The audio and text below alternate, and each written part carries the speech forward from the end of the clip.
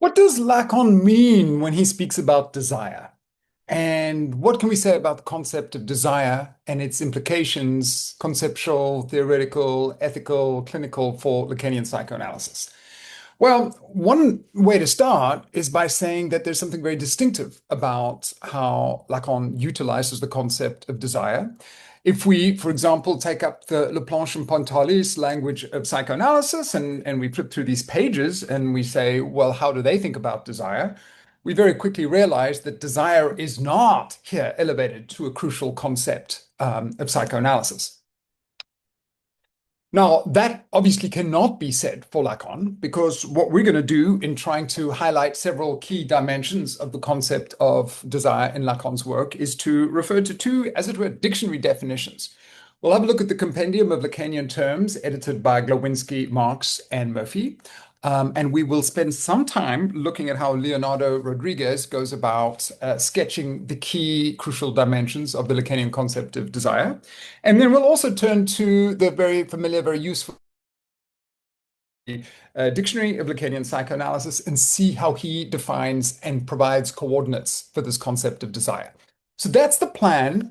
We'll need to hit on at least four crucial aspects.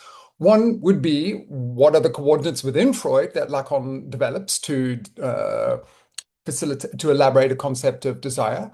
The other would be some coordinates within philosophy, within Hegel's work, with a nod of the head to Spinoza. So that'll be a second crucial dimension. A third crucial dimension will be to separate desire from the notions of demand and need. And this for Lacan is a very crucial area that is absolutely necessary if we're to restore psychoanalysis to its properly Freudian agendas. And a last area of consideration will be to think about perhaps one of Lacan's most well-known refrains, I suppose you could say, desire is the desire of the other. What does this mean? What are the multiple permutation, meanings, implications of this concept? So that gives us our way forward. And now let us turn to these two dictionary definitions. We'll start with Leonardo Rodriguez, and he will say, page 55, talking about desire, the concept of desire is at the center of Lacanian psychoanalysis as a theoretical, as an ethical, and clinical point of reference. Theoretically, Lacan's elaboration of the concept is supported by, yet goes beyond its Freudian origins, right? We've already highlighted that as a crucial area. What in Freud is Lacan referring to, amplifying, developing, and perhaps at some level moving beyond. Then we have, continuing with Rodriguez, he says, clinically, the attention to the subject's desire is for Lacan a permanent requirement in psychoanalysis. The end of the analysis demands not only that the analysand knows about his or her desire, but also acts ethically in consonance with that knowledge. Lacan's elaboration of the concept culminates with his original contribution of another concept, and that is a concept which is crucial for the direction of the treatment and the formation of psychoanalysis, namely that of the desire of the analyst. So as we go through these various ideas, we'll start to see a series of moments in Lacan's work light up. What we've just heard is both that there's an ethical dimension to desire, that desire and having a proper conceptualization of desire is necessary to situating oneself in the ethical domain of treatment itself. And of course, we know that when we look to the ethics of psychoanalysis, that is crucially an ethics that entails questions of and the situation of the subject in relationship to desire in Seminar 7. So here we have ethics pivoting on questions of desire. And then we also have the Lacanian notion of the desire of the analyst, this idea of a purified desire, not for any of their own personal subjective desires, but rather for psychoanalysis to be furthered, for an analysis to continue, for analytical work with a given analysand to be furthered. So you start to get a sense then how this concept is key to a multiple number of different concerns within Lacan's broader endeavor of psychoanalysis. Having had that little opening from Leonardo Rodriguez, let's now have a look at some of what Dylan Evans is going to say. Dylan Evans is going to note that one of the key reference points, of course, is Freud's notion of the wish or of the Wunsch. So we know that Freud is going to talk about wish. We know that wish fulfillment is very much part of what happens in dreams. We'll look at this little piece of paper in a little more detail in a few moments. So we'll want to know about how there is a further articulation of a concept of wish in Freud's work. That'll be absolutely crucial. But we'll also want to note early on that right towards the end of that crucial seminal seminar, seminar 11, here it is, right at the closing session of that seminar, we have Lacan making this important statement. He says, desire is the essence of man. And this is what Spinoza tells us. So why am I mentioning this here? Well, for two reasons. One is to say that what Lacan is going to do is, as it were, take Freud's notion of the Wunsch, the wish, and link it to a whole series of very important conceptual coordinates within the history of Western philosophy. Hegel is going to be important. I guess you could say that Spinoza is important.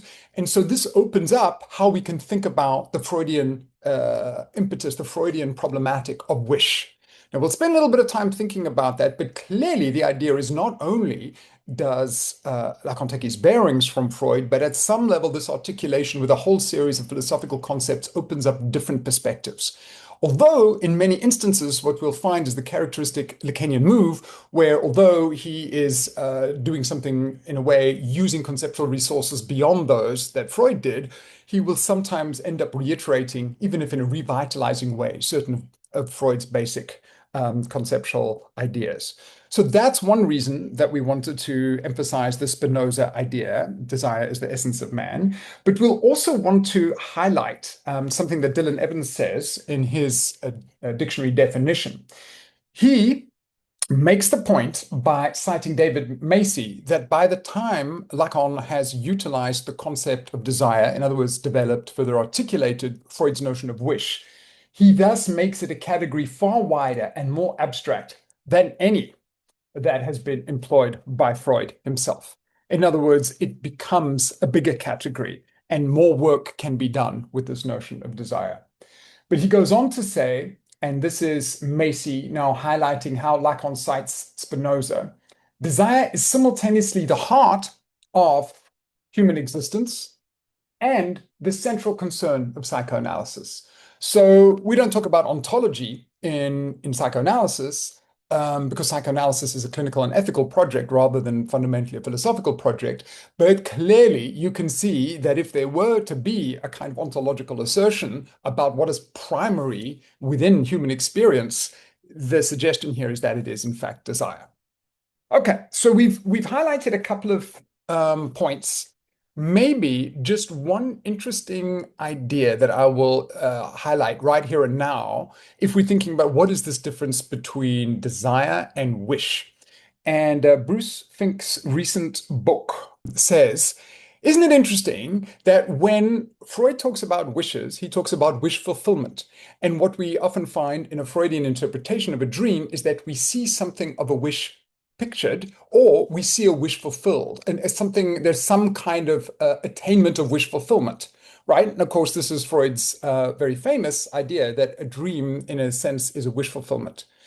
Now, Fink says, well, in contrast, we see something different happening in Lacan because Lacan is more interested in engaging desire. And so where desire shows up in dreams for Lacan is not so much a fulfillment of a wish, but rather the frustration, the impossibility, the inability to fundamentally grasp the thing that is seemingly wished for. So we could say in a slightly rough and ready way that a wish is often something that is linked to a kind of image of how it may be attained, whereas desire is often the thing which by definition is somewhat impossible to attain. So just to keep that as kind of useful distinction to bear in mind right from the beginning. But now let's think a little bit about the wish. And we all know the famous notion of wish fulfillment, as I've been suggesting in Freud's interpretation of dreams. And these are absolutely essential coordinates that we need to bear in mind when we think about how Lacan is going to develop the notion of desire. So one introduction to the interpretation of dreams that I find pretty helpful is this one. Well, this is the interpretation of dreams, but this is a 2006 edition, which has a nice introduction by John Forrester. And John Forrester really does highlight the importance of the notion of wishes. In fact, in his introduction, he even has a section called The Wish as Worldview. So we've said that by the time Lacan develops the notion of desire, it in some respects goes beyond what Freud has in mind with the notion of the wish. But let's get a sense here of what we need to grasp when we're thinking about the importance of the wish thesis or the wish fulfillment thesis in Freud. So early on, Forrester cites Freud directly, and he cites Freud as saying, nothing but a wish is capable of prompting a mental apparatus into action. Nothing but a wish is capable of prompting our mental apparatus into action. Okay, so there's something of this impetus, this a motivation to action. There's something very crucial about the impetus quality of the wish. Forrester then highlights the point by saying the primary mode of operation of the mind is wishing. Only wishing drives the engine we call thought. So now we have this idea that a wish is primary to cognitive activities. We've seen that it's also primary and fundamental to putting our mental apparatus into action for Freud. So two pretty strong assertions about the nature of wishing. But then Forrester goes on to give a further description, and I'll read it. But what he's going to do is highlight not only, again, the centrality and the significance of the wish, but how we'll have that classic tension or dynamism, or that classic tension or conflict that is so integral to Freud's thought, because what it means to be human is to want something beyond what one has, to always wish, to want, to have some, I guess also you could say, drive to this thing beyond what one has. And that impetus is always to kind of hit up against reality. But let's see how Forrester puts it. He says, if there is a doctrine that can be regarded as the heart of Freud's thought, it is the contrast between human wishes and the unbending nature of reality. The inexhaustible forces of our wishes is met by the immovability of reality, that so humans are riven by the unceasing conflict that then develops from the attempt to alter, to dress up, to ignore reality, or the neurotic attempt to refuse, to distort the individual's fundamental wishes. So here we've developed slightly. The assertion is no longer simply that a wish is what kind of propels the mental apparatus, but also that the wish is fundamentally met with a whole series of, I guess, obstructions, and that what will then also emerge from that is a whole series of psychical strategies, I guess you could say, or defenses against how reality doesn't materialize and give us simply what we want. And of course, now that we're saying that, it also starts to give us a good sense in which how Lacan's fundamental diagnostic structures, often understood as a result of fundamental defenses, repression, disavowal, foreclosure, how those defenses are also very possibly occasioned by desires that have been thwarted at some level. So some interesting remarks from Forrester. I'm going to now read a further passage, and Forrester does a kind of nice job because he says throughout how this impetus of the wish, we see it all over Freud. He talks about how we'll see it in neurotic behaviors, how we will see it in hallucinations, how we'll see it in a variety of psychological forms of mental life. But what I want to do now is just quickly note two things. This is taking one step further, and Forrester says, in his earliest formulations of the transference, Freud thinks about transference wishes. So now we're linking this primacy of the wish, of the wanting beyond what I have, also to another crucial concept in psychoanalysis, transference. This framework of transference wishes would be transferred over to into the dream theory. From 1895 onwards, not without deviation and backtracking, Freud would deploy a model which gives primacy to wishes, both in dreams and in the construction of neurotic symptoms. Okay, we could have seen that coming, but here we have it also, this idea that the wish is present in the neurotic symptom as well. He goes on to say, with distorted wishes as transfigured by primal memories, these are repudiated, repressed, defended against from the starting point for secondary formations, fantasies, daydreams, defensive mental structures, which form the bedrock of neurotic symptoms. So not just wishes, but how wishes are transfigured, distorted. And now it's almost like this is the font from which opens a whole series of psychical phenomena that Freud discovers in working on neurosis. Okay, a lengthy passage where he gives a nice example. So one sees a number of strands from Freud's work feeding into his concept of wish. Take the transference scene.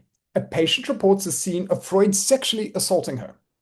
Freud does not castigate the patient or repudiate the scene as an unjustified vilification of his medical reputation. Instead, he asks her what scenes in the past, at first conceived of as actual events, then as either real or fantasized, this wish in the present is modeled upon. He demands first and foremost that the patient comes to recognize her own desires, her own wishes, no matter how foreign and alien these wishes feel to her. So I like that last sentence. He demands first and foremost that the patient comes to recognize her own desires, her own wishes, no matter how foreign and alien these wishes feel to her. Why am I stressing that? Because I think we could say that when we start to try to characterize something of the Lacanian clinic of neurosis, you could say that maybe one way of thinking about it is that the analyst expresses a fidelity to the desire of the analysand.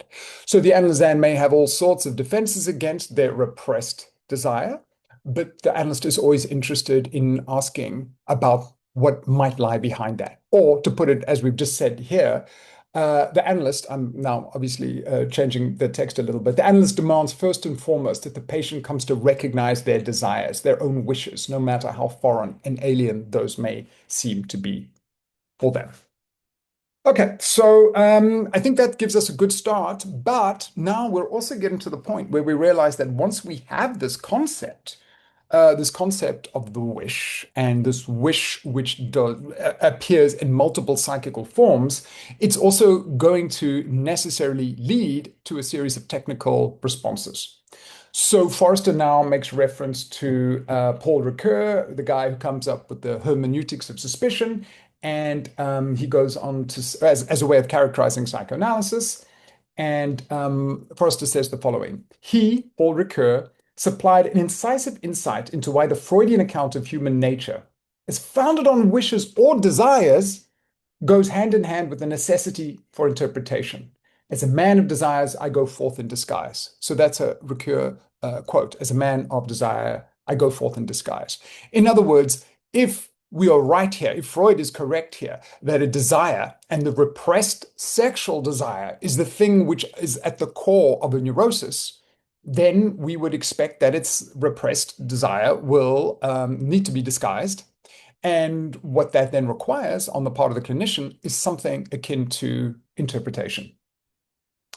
He will also go on to say, very importantly, I think, that what this will also mean is that now we can understand why there will also, of necessity, be a technique of free association, because of the repressed nature of desires, but also because desires will start to emerge, even in disguised form, within dimensions of speech.